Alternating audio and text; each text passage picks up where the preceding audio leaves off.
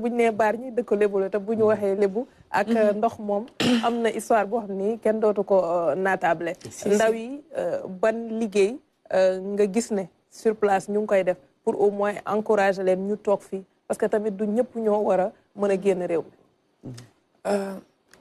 C'est une très bonne question parce que Bargny, je dirais que moom moo gën a souffrir si émigration clandestine. Déjà ñun dañ am benn situation boo xamante ne on fait face c'est déjà la pollution. mooy industrie yi ñu wër et en plus il y a. ak soxla ju benn dañuy kii rek dañuy bifurquer rek. dugg baal culture bi kay. des ci culture kon des ci culture. ci culture bi rek ah. Aziz kon boog ñu ñëw ci moom Julde Mbengue bi nga xamante ne rek moom mooy présidente commission culture bu Bargny. waaw nekk secrétaire général bu ARCOT bu Bargny Sendo ñu wax ci ñetteelu édition li nga xam ni balaa may ñëw ci 3e édition bi sax tey jii culture bi fan la toll ci Bargny Sendo Rufisque ci gox boobu mi ngi dox bu baax.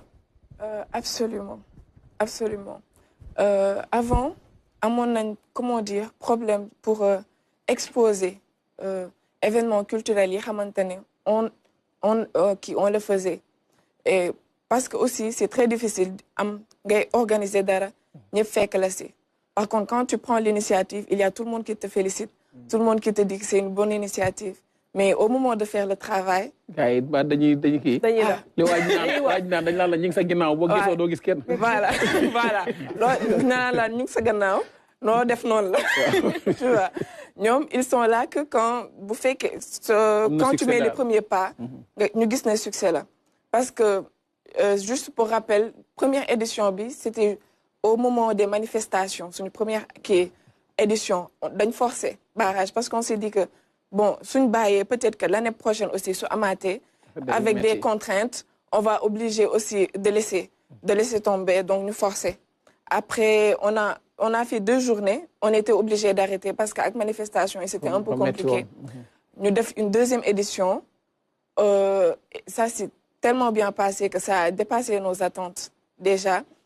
Mais comment dire gënoon a métti mooy qu'on n'a pas pu faire le régate tournoi rawante gaal yi course régate yi parce que moment bi ñu ko programmé woon dafa tombé woon ak suñu benn lutteur Quench Boy mu am combat. Du coup on ne pouvait pas le laisser parce que moom tamit ça fait partie aussi kii soxla woon na soutien bi derrière. Du coup après ça on a à la dernière journée suñu cérémonie officielle on a fait comment dire ben mbapat mais c'est fait par les comédiens juste pour remplacer kii bi voilà. tey jii taxawaay bi lan la ci 3e édition bi ak innovation yi nga xam ni ci lañ jëm lan moo waral tey bu leen defee 2 éditions tamit def ngeen bilan. ngeen xam ni balaa ñuy ñëw 3e édition bi. bilan yooyu moo leen permettre tey jii ngeen jëm ci 3e édition bi. si bilan yi pour dire première édition bi on ne s'attendait pas à recevoir plus de 1000 personnes mais après ça a dépassé nos attentes. Parce que même communauté lébu bi yëpp ñoo déplacé wu ñëw. communauté lébu yëpp ñoo dañ doon sot rek. dañ doon sot la voilà. ñoo mën a sot. que ñoo mën a sot voilà. Et en plus Bargny ça faisait longtemps que amul woon genre événement boobu. Imaginez que même élèves yi dañ génne ne lu tax ñu def ko période école quoi alors que.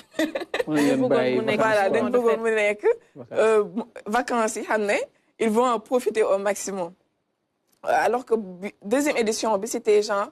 Test pour voir si dina jàll exactement et ça a marché. ça a marché. besoin la woon bu ñu exprimer communauté bi wala yéen a toog gis ne am na ci yoo xam ne fësatul bu baax ci biir dëkk bi ngeen ne nañ ko mandat. Oui en fait suñu objectif principal c'était de montrer de valoriser notre héritage. yow mi dinaa xuloog yow sànq ba léegi maa lay ganale nga ne doo wax wolof.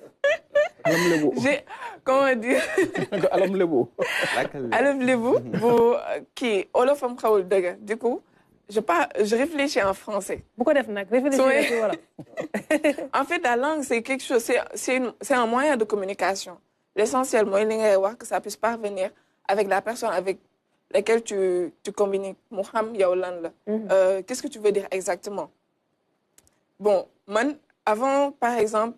bi may nekk comme je suis présidente commission culturelle c'est ma première fois bi may nekk kii conseiller municipal c'était pas une très bonne expérience parce que ñoom ñëpp dañu daan bëgg insister à ce que je parle wolof alors que damay réfléchir en français. du coup ma war a traduire en wolof. du yomb. day métti du yomb day métti du coup da ngay limite dër. d'accord léegi sensé activité yi nga xam ne yéen a ngi koy def Aziz mi wax sànq ñetteelu édition bi ci ngeen di jublu lan moo indi ngeen ni bëgg a organiser lu ni mel maa ngi wax sànq ne ndax dafa nekk loo xam ne nit yi ñoo leen ko wax am na yoo xam ne gisatuñ ko ci dëkk bi wala yéen a toog a seen bopp def constat bi ne deen ci bëgg a remédier. En fait c'est un constat plus loo xamante ne la communauté en avait besoin parce que dañ defoon ay discussions autour de la culture lébu. On s'est rendu compte que les jeunes ils se méprennent concernant certains rites à culture traditionnelle yi. Par exemple la majeure partie dañuy jouer les Goumbé ak Ndaw Rabine Ndëri ak Yaba ils ne connaissent pas. Donc l'essentiel ce sont des danses, ce sont des chants, c'est du folklore. Alors que non beaucoup man yëpp benn la rek. non de benn la rek. En fait ndëpp c'est genre pour faire appel exorciser les personnes pour comment dire une médecine traditionnelle pour ñu dellu si waat leen. Alors que Ndaw Rabine des gens ils disent Ndaw Rabine alors que c'est Ndaw Ragine. Ndaw Ragine c'est une danse boo xamante ne ce sont pas les dames qui le font, ce sont les jeunes filles qui le font. Et ñi koy def alors ñi xamante ne dañuy accompagner pêcheurs yi à ce que comme seen ñu dem si jàmm ñu bisi si jàmm et que la pêche soit fructueuse. Alors que Goumbé par exemple alors les ñi xamante ne dañuy dem tool. léegi seen jabar yi leen daan yóbbu préparer ay lekk et tout accompagner di leen faytal pour féexal seen xol. tu vois danse bu nekk am na signification ak loo xamante ne daf la koy jàngal derrière. Ndëri c'était pour les jeunes filles yoo xamante ne ñu ngi dugg comment dire dans la maturité. Du coup ce sont des chants yoo xamante ne on le chantait pour wax leen waajal leen ci état bi ñuy jàll et leur dire de se préserver. Parce que c'était ça servait à ça. Yaba moom mooy. Yaba c'est la danse des nobles. Comment dire.